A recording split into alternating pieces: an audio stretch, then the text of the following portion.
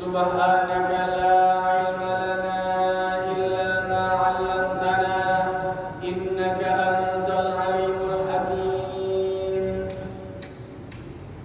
Qala Allah Ta'ala fi kitabihil karim, a'udzu billahi minasy syaithanir rajim. Bismillahirrahmanirrahim. Wadhkur fil kitabi Ibrahim innahu kana siddiqan nabiyya idh qala li abihi ya abati lima ta'budu ma la yasma'u wa la yubsiru wa la yughni 'anka shay'a ya abati inni qad ja'ani minal 'ilmi ma lam ya'tika fattabi'ni ahdika siratan sawiyya ya abati la ta'budish syaitan innash syaitana kana lirrahmani 'asiyya ya abati inni akhafu an yamassaka 'adabun minar rahmani fatakuna lisyaitani waliyya qala araghibun anta 'an alihati ya Ibrahim la illam tantahi la arjumannaka wahjurni maliya qala salamun 'alaika sa'astaghfiru laka rabbi innahu kana bi hafiya wa a'tazilukum wa ma tad'una min dunillahi wa ad'u rabbi asa alla akuna bi du'ai rabbi syaqiya. Sadaqallahul azim. Setelah Allah Subhanahu wa taala menutup ayat yang sebelumnya, dalam ayat yang sebelumnya Allah taala menjelaskan inna nahnu narithul ardha wa man 'alaiha. Sesungguhnya kami, kata Allah taala, yang mewariskan bumi dan apa-apa segala sesuatu yang ada di bumi. Maka Allah taala menjelaskan wa ilaina yurja'un, dan sesungguhnya kepada kami semua akan kembali. Kalau orang mau sombong sehebat apa dia, Allah taala kalau menunjukkan, kalau seandainya Anda mau sombong dengan kekayaan, dulu ada Qarun yang jauh lebih kaya daripada Anda, habis. Allah taala mengajarkan kalau seandainya Anda mau sombong karena jabatan, dulu ada Fir'aun, ada Haman yang jabatannya tinggi luar biasa, habis. Allah taala menunjukkan mereka tinggal cerita saja. Maka kemudian Allah taala menunjukkan sehebat apapun Anda, sekuat apapun Anda, itu tidak ada apa-apanya dibanding umat yang terdahulu. Maka kemudian Allah taala menjelaskan dalam ayat lanjutannya cerita tentang Nabi Ibrahim alaihissalam, dibuka oleh Allah taala mulai dari ayat 41, wadhkur fil kitabi Ibrahim, dan perhatikan ketika Allah taala menjelaskan cerita tentang Nabi Ibrahim.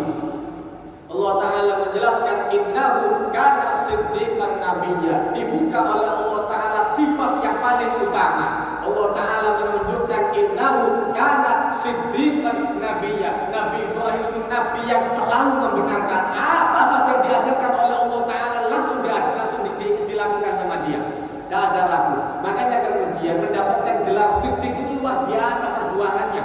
Ketika Rasulullah SAW setelah kemudian Isra Mi'raj, kemudian Rasulullah SAW berdiri di Jabal Abi Qubais mengumpulkan orang-orang.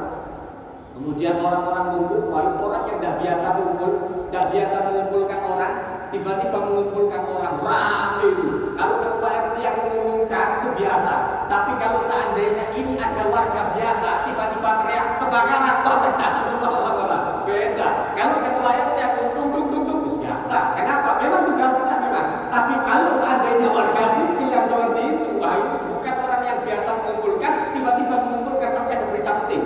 Pasti ada berita penting. Didatangi mereka semua. Kemudian ketika Rasulullah SAW menyampaikan kalau seandainya ada di belakang ini ada suatu kaum yang siap menyerang nanti subuh. Nah, siap menyerang nanti subuh. Apa kalian percaya? Kami percaya.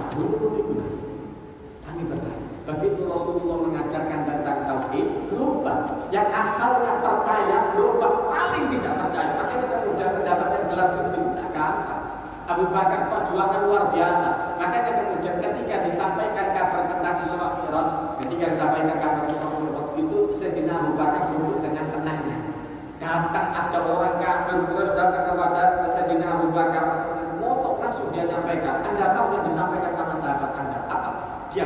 berangkat ke Palestina.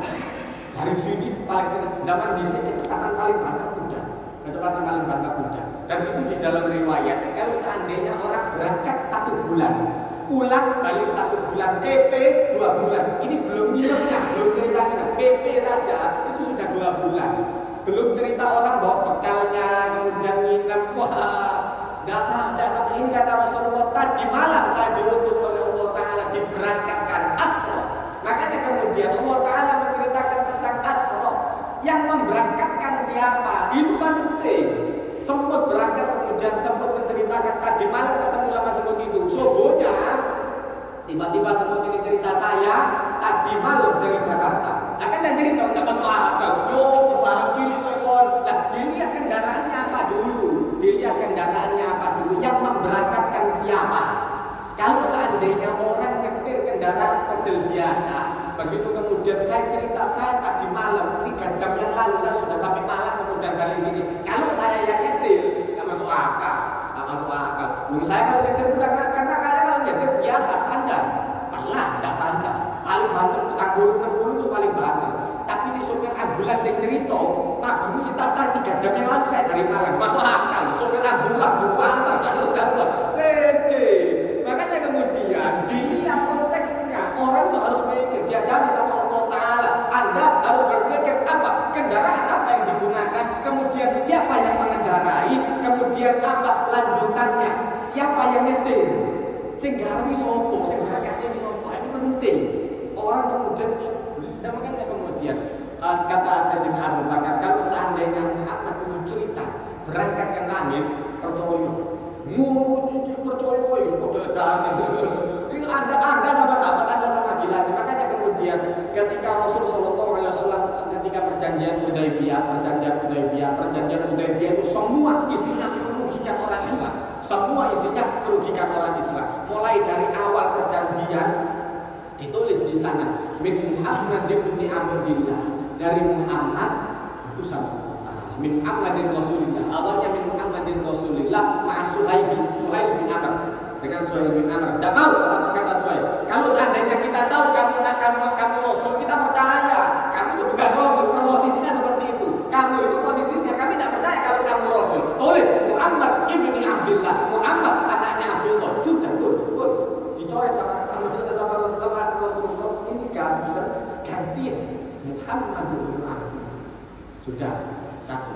Kemudian isinya kalau seandainya ada orang yang masuk ke Islam dari kota Mekah berangkat ke kota Madinah, maka orang ini harus dikembalikan ke kota Mekah lagi, karena bagi mereka menyembah batu itu adalah agama nenek moyang, dan dia harus dikembalikan kepada nenek moyang. Jadi kalau seandainya ada orang Mekah berangkat ke Madinah harus kembali ke Mekah lagi. Tapi kalau seandainya ada orang Islam kemudian murtad, tidak usah dikembalikan ke Islam. Kalau seandainya ada orang kemudian menyerang, tidak boleh gencatan senjata, tidak boleh saling menyerang. Selama berapa? 10 tahun. Itu sangat luar biasa Rasulullah. Dan itu semua isinya merugikan orang Islam. Cuma satu kata Rasulullah. Hanya satu saja. Dari perjanjian Hudaybiyah yang satu-satunya yang kemudian menjadi poin lebih di umat Islam, yaitu orang boleh bebas untuk mendiskusikan tentang Islam. Maka kata Rasulullah SAW begini saja, ini semua merugikan umat Islam. Cuma satu saja kata Rasulullah SAW, orang harus boleh mendiskusikan Islam, harus boleh berbicara tentang Islam tanpa tekanan, karena sebelumnya ditekan itu. Orang kalau berdakwah langsung diajar. Maka kata Rasulullah SAW, sekarang orang harus boleh mendiskusikan tentang Islam tanpa tekanan. Cuma kayak gitu boleh aja. Nah, bagi mereka itu sudah paling ringan. Ini sudah paling ringan. Kalau seandainya ada orang, kalau mereka mau masuk ke Islam akan tertahan. Kalau seandainya mereka berangkat dari kota Mekah harus balik ke kota Madinah. Di kota Madinah pun sama seperti itu. Kalau seandainya ada orang kemudian masuk ke Islam harus kembali menuju agamanya yang lama. Kalau seandainya ada orang Islam kemudian murtad, tidak usah kembali kepada Islam lagi. Nah, urut di sini. Lungu itu ya diterima oleh Rasulullah. Ya sudah tidak apa. Maka kemudian Sayyidina Umar orang yang pertama protes. Makanya kemudian Rasulullah SAW mengatakan tidak ada satu orang pun yang diajarkan oleh Rasulullah melainkan ada ragu di dalam hatinya kecuali Sayyidina Abu Bakar. Persis jawabannya ya kalau ditanya sama Rasulullah, kalau seandainya Sayyidina Umar itu setelah tanya Rasulullah, ya Rasulullah ini perjanjian macam apa? Tidakkah kita berada di jalan yang benar? Betul. Tidakkah kalau kita jihad mati masuk surga? Betul. Lantas kenapa kita menerima perjanjian yang seperti ini? Saya disuruh, kata Rasulullah SAW, anak makmur, saya ini disuruh oleh Allah Ta'ala. Wayai menang juga menang. Waktunya suruh diam-diam, waktunya suruh nyerah-nyerah. 13 tahun lebih Rasulullah disuruh diam sama Allah Ta'ala. Nanti ada saatnya begitu diizinkan oleh Allah Ta'ala, udzina lilladzina yuqataluna bi annahum zulimu, diizinkan oleh Allah Ta'ala bagi mereka yang telah dibantai, bagi mereka yang dulunya telah dibantai, untuk kemudian menang. Betul. Jadi Islam itu bukan bermingkat nyerah langsung, enggak. Kalau seandainya ada yang macam-macam, baru kita tunjukkan tarik. Kalau seandainya masih belum, ojo. Tadi duduk pelaku-pelaku, bawa pedang, harus Islam, harus sikat jelas, sudah. Anda, Islam itu luar biasa, diajarkan luar biasa sabar. Makanya kemudian Allah Ta'ala mengajarkan ya ayyuhalladzina amanu sabiru, orang-orang yang beriman sabar. Wasabiru, kuatkan sabar Anda. Kemudian apa? Warabitu, standby. Hati-hati, jangan kemudian sabar terus dicacam terus, enggak. Hati-hati, terkadang ada masanya orang Islam perlu bangkit nanti satu saatnya. Maka kemudian Allah Ta'ala menjelaskan, walkum fil kitab Ibrahim, ceritakan, ingatlah tentang pelajaran Nabi Ibrahim alaihissalam. Allah Ta'ala menjelaskan, innahu kana siddiqan nabiyya, sesungguhnya Nabi Ibrahim itu orang yang siddiq, selalu membenarkan ajaran Allah Ta'ala, tidak ragu sama sekali, tidak ragu sama sekali. Maka kemudian Allah Ta'ala mengajarkan apa yang pertama, ilqala li abihi ya abati lima ta'budu ma la yasma'u wa la yubsiru wa la yughni anka syai'a. Ini penting. Maka jangan ada orang yang meremehkan keluarga orang lain. Jangan ada orang yang meremehkan keluarga orang lain karena kemudian saudaranya bukan orang yang baik, itu orangnya saudaranya sendiri saja tidak sholat. Orang kemudian anaknya tidak sholat, ketika dia mendakwakan kepada orang lain, percuma mendengarkan seperti itu. Anaknya saja tidak sholat, anaknya Nabi sekalipun, kalau memang tidak dapat hidayah, iso. Model seperti Nabi itu kurang sabar apa? Jadi kalau Anda sombong, alhamdulillah anak saya baik semua karena berkat didikan saya, itu berkat didikanmu. Itu berkat rahmat dan hidayah daripada Allah Ta'ala. Kau ngajar model kau sabar luar biasa, orang jenis luar biasa. Ini di tempat saya pernah dengan profesor saya di UIN itu, kemudian cerita, ada saya bertemu dengan kawan saya, kata profesor saya bertemu dengan kawan saya, sama-sama profesor Takliting. Kemudian apa kata dia, ya Allah, saya ini bingung, mendidik anak itu model seperti apa? Dia ini profesor kemudian di jurusan pendidikan, terus paling menerima kan? Mesti ini anak kan paling menerima kan? Profesor di jurusan pendidikan, guru yang SD saja anak itu kan harus jago wajar. Ini anak profesor, jurusan pendidikan luar biasa. Harusnya sudah paling luar biasa anaknya. Ternyata enggak, ya Allah, kata dia, orang tua saya dulu menjadikan saya profesor itu pekerjaan yang petani. Saya belajar sampai jadi profesor. Saya profesor pendidikan agama, profesor pendidikan. Untuk sekedar anak saya tidak ketangkep BNN saja itu sudah alhamdulillah. Tapi anak sampai cerita pindah, dan kemudian takkan. Lu anak saya itu tadi Allah tidak ketangkep. Manggil profesor teman saya itu guru saya itu. Saya sekedar anak saya tidak masuk ke kemudian itu ke badan narkotika saja itu sudah alhamdulillah. Karena mumpung itu luar biasa. Lu kan mesti ini pintar kan profesor terus kok kali aku ngajarin ngomongin aja. Lu itu loh.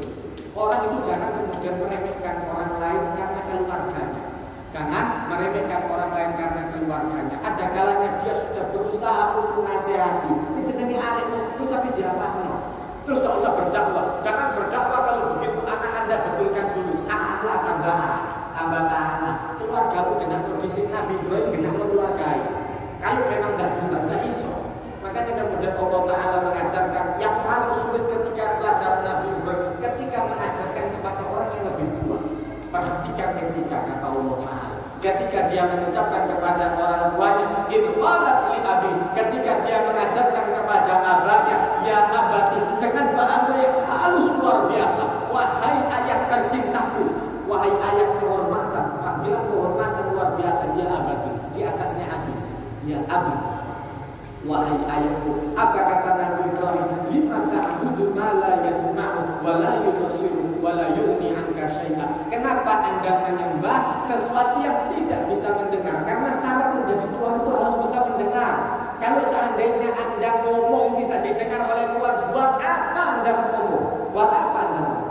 Maka kemudian kata Nabi Ibrahim, lima ta'budu ma la yasma'u wa la yubsiru wa la yughni 'anka syai'an. Kenapa Anda menyembah sesuatu yang tidak bisa mendengar, tidak bisa melihat, dan tidak bermanfaat sama sekali untuk Anda, tidak membuat Anda kaya, tidak mencukupi kebutuhan Anda? Maka kemudian diajarkan lanjutannya oleh Nabi Ibrahim, ya abati, wahai ayahku, inni qad ja'ani minal ilmi, sesungguhnya telah datang kepada saya satu ilmu malamnya yang tidak Anda ketahui. Tidak apa-apa. Menyampaikan kebenaran kepada orang lain itu diperbolehkan. Ustaz itu diperbolehkan untuk memproklamirkan dirinya ustaz. Umpama ustaz itu tidak mau, tidak merendah saja. Dokter, merendah saja sudah, tidak usah ditulis praktek tuh. Terus orang yang sakit mau pergi kemana? Kalau semua dokter tawadhu, tidak ditulis dokter membuka praktek. Tulis itu enggak, tidak usah buka pelan sama sekali. Anda periksa gigi kemana? Ke dokter yang ada di sana, di kampung itu. Kalau tulisannya berangkat mulai pojok sampai tutup pojok, kalau dokter sama sekali tulisannya bego. Makanya kemudian orang yang mengerti, orang yang alim, yang punya otoritas ilmu diperbolehkan untuk menunjukkan dirinya. Justru kalau seandainya kata Rasulullah SAW ini di dalam sebuah hadis Rasulullah SAW, idza dhaharatil bid'ah fi ummati, kalau seandainya sudah muncul keburukan bid'ah itu, maka kata Rasulullah SAW, falyudhiril alima ilmahu, orang yang alim harus menunjukkan otoritas ilmunya. Jangan rendah terus, bahaya. Orang yang alim rendah terus, sudah saya nanti saja. Imam yang bacaannya bagus kemudian ada di belakang, akhirnya yang bacaannya jelek ada di depan. Hati Al-Fatihah ngawur-ngawur kabeh bismillahirrahmanirrahim alhamdulillah. Ugal-ugalan bacaan. Kenapa? Orang yang alim yang bacaannya bagus ada di belakang, tidak mau menunjukkan ilmunya, bahaya juga. Maka kemudian Nabi Ibrahim mengajarkan, ini qad ja'ani minal ilmi, wahai ayah, saya diberikan oleh Allah Ta'ala ilmu malam yang tidak diberikan oleh Allah Ta'ala kepada Anda. Fattabi'ni, maka ikuti saya, cara-cara hidup saya. Ahdika siratal sawiyah, saya akan menunjukkan jalan yang terbaik. Kemudian dia mengajarkan, ya abadi, wahai ayahku, la ta'budis syaitan, jangan menyembah syaitan, karena segala sesuatu yang disembah selain Allah Ta'ala ada syaitan yang menghinggapi. Oh tenang, isu kemudian bisa terbang, terus hati-hati. Kemudian belajarnya sebentar, tiba-tiba kemudian bisa terbang. Terus akhirnya kemudian tidak usah sholat itu buat apa? Loh, ngawur-ngawur ajarannya, ngawur-ngawur. Sudah ikuti tirakat saya saja. Nanti kalian bisa terbang, bisa nembus, sudah ngebul orang ngawur-ngawur itu. La ta'budu syaitan, jangan menyembah syaitan. Kenapa? Inna syaitana kana lirrahmani asiyah. Ingat, sesungguhnya syaitan selalu akan mengajak orang itu untuk berbuat maksiat. Syaitan itu selalu berbuat maksiat kepada Allah Ta'ala. Maka kemudian dalam ayat yang lain Allah Ta'ala menjelaskan di dalam surat Yasin, alam a'had ilaikum ya bani adama alla ta'budu syaitan innahu lakum aduwwun mubin. Tidakkah sudah saya kasih tahu kata Allah Ta'ala, saya beri janji, jangan menyembah syaitan. Kenapa? Innahu lakum aduwwun mubin. Syaitan itu musuh bagi Anda. Repot orang kalau sudah seperti itu repot. Dan tidak ada orang yang bahagia ketika dia menyembah syaitan. Tidak ada orang yang bahagia ketika dia menyembah syaitan. Seakan-akan hidupnya enak. Seakan-akan hidupnya enak. Lu Anda kalau baca kisah hidup itu, saya baca dulu. Itu saya teliti betul. Orang yang kemudian piara tuyul saja, itu durung sing lain, durung sing nyembah sing lain. Wong sing miara tuyul lain, orang yang miara tuyul. Kemudian nanti kalau tuyulnya minta jalan-jalan, ya bawa. Kemudian jalan begini, Allah didongkong, berat, cek Solo dikumpulin. Cari kemudian bisa segala macam. Loh kalau kita minta bisa kita. Kemudian apa tunggalnya istrinya nanti disuruh nyusoni. Kemudian anaknya yang akan mati. Loh kok gelem? Kok telek urip Solo. Nanti kalau kita minta berapa saja langsung minta 500 juta ada di depan mata. Ada langsung bisa dipakai belanja bisa. Cuma hidupnya tidak boleh mewah. Kalau pintar kena dituyuli. Kalau pintar itu investasikan untuk menang bank. Begitu tuyuli hilang, nanti kemudian bisa Anda pakai kan belum kan mestinya. Boleh pintar kan tidak mau. Harus disimpan di bunker. Nah, nanti digabungkan ada bunkernya. Begitu tuyulnya diusir dua hilang. Berdua itu apa fungsi begini? Disiksa. Sampai istrinya mati, terus kali-kali kawin maneh, yuk mana sampai sakit-sakitan segala macam itu ada. Dan itu kisah nyata orang. Kemudian apa? Hidupnya tidak boleh mewah. Lah terus apa fungsinya orang punya uang 5 M, omai ke gubuk. Rumahnya itu harus kotor. Jadi permintaannya tuh ini rumahnya harus kotor. Dan kemudian Allah Ta'ala mengajarkan, ojo nyembah tuyul, jangan menyembah syaitan, la ta'budu syaitan, jangan menyembah syaitan. Kata Allah Ta'ala, inna syaitana kana lirrahmani afiyah. Sesungguhnya syaitan selalu bernasihat kepada Allah Ta'ala. Bagaimana orang bisa tenang kalau yang disembah sesuatu yang kemudian melarang melanggar Allah Ta'ala? Mesti gak bakal tenang. Maka kemudian Allah Ta'ala mengajarkan dalam ayat lanjutannya Allah Ta'ala mengajarkan, ya abati inni akhafu ayyamassaka adabun minar rahman. Wahai ayahku, saya takut kalau seandainya Anda tertimpa musibah, ayyamassaka adab, Anda tersentuh oleh adabnya Allah Ta'ala, fatakuna lisyaitani waliya, sedangkan posisinya Anda menjadi pelindung, menjadi wali, menjadi orang yang kawan dekatnya syaitan. Takutnya kemudian padahal Nabi ini kemudian bahasa dari sisi kebahasaan luar biasanya Nabi Ibrahim, walaupun menisbatkan Allah Ta'ala itu bisa mengadab, tapi tetap mengharapkan rahmatnya Allah Ta'ala. Tetap ya Allah, bagaimana caranya ini ayah saya jangan sampai diadab. Makanya ayyamassaka adabun minar rahmah, bukan minallah, menyebutkan minar rahmah, dari Allah Ta'ala yang maha pengasih. Kalau sampai maha pengasih ini sampai menyiksa, berarti kebatu, sudah terlalu teman sudah. Makanya orang yang tidak kenal dengan Allah Ta'ala itu sudah terlalu. Orang diberikan mobil saja, mendikai mobil ambil mobil. Saya ingat Pak, jasanya seumur hidup. Loh, Anda dikasih segala macam oleh Allah Ta'ala. Mulai dari Allah Ta'ala menjelaskan alladzi khalaqaka fasawwaka fa'adala. Anda diciptakan oleh Allah Ta'ala nikmat luar biasa. Kemudian Anda dilengkapi oleh Allah Ta'ala. Loh, seumpama oksigen Anda diberhentikan, disuruh bayar ke rumah sakit, bayar biru.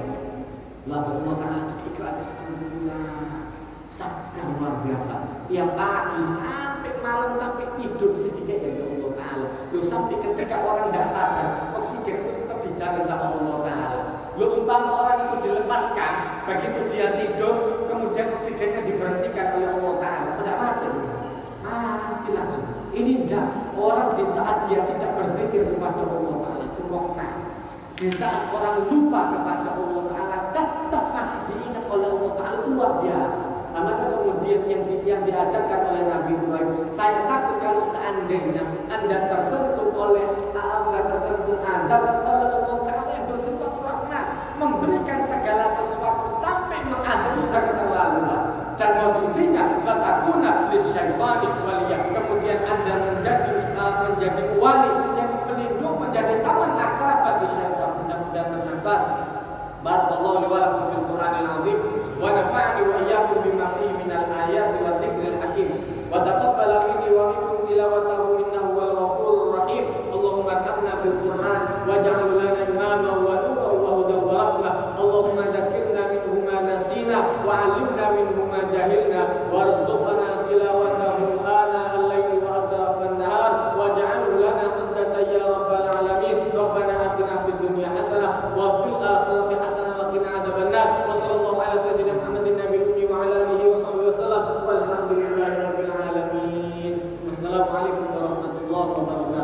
Waalaikumsalam warahmatullahi wabarakatuh. Pengajian masih ada sampai nanti subuh.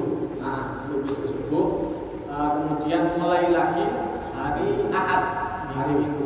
Ya, Assalamualaikum warahmatullahi wabarakatuh. Waalaikumsalam.